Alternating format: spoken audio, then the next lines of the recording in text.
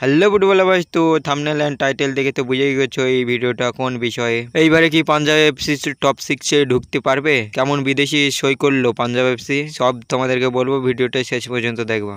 তো পাঞ্জাব এফসির প্রথম বিদেশি হিসেবে কিন্তু একটা goalkeeper Kiran Chemjong, age 34, position goalkeeper, citizenship Nepal. Punjab FC একমাত্র টিম যারা বিদেশি গোলকিপারকে নিয়েছে। নেপালের first choice goalkeeper Kiran Chemjong.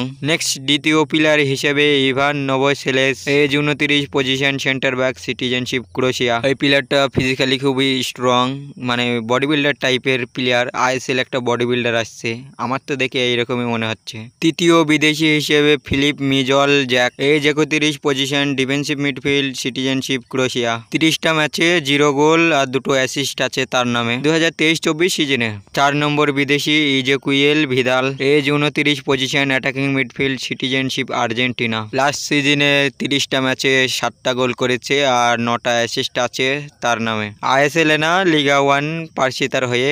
পাঞ্জাবের 5 নম্বর বিদেশি Mushaga Bakenga, age 32, position centre forward, citizenship Norway. Period 5 ডিভিশনে 19 ম্যাচে 8টা গোল আছে তার নামে।